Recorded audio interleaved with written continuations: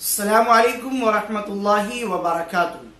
ख्वाबों के ताल्लुक से लोगों ने ये पूछा कि कौन सा ख्वाब सच्चा होता है और कौन से ख्वाब की ताबीर पूछनी चाहिए। देखिए, ख्वाब यकीनन नबूवत के 46वें हिस्से में से है। बुखारी शरीफ में पूरा एक बाब है ख्वाब के बारे में। लेकिन ये भी याद रखें कि फजर के बाद अगर सोए हैं, दिन में सोए हैं, असर बाद, मगरिब बाद, रात के बिल्कुल पहले पहले हिस्से में सोए हैं और इन सब में ख्वाब नजर आया, तो इन ख्वाबों की ताबीर और हकीकत कुछ नहीं होती है।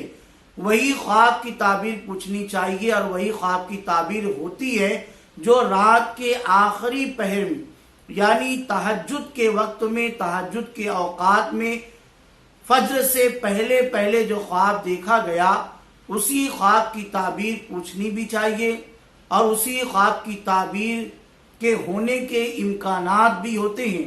लेकिन इसके बरक्स जो दिन में देखा गया, फजर के बाद देखा गया, तो ये शैतानी वसवसा होता है या हमारे जहन में जो दिन भर चलता रहता है, वही बिस्तर पर थकावट के बाद जब हम लेटते हैं तो वही सारी चीजें हमारे जहनों में चलती है, वही हमारे जहन में चलते चलते ख्वाब की शक्ल इख्तियार कर जाता है।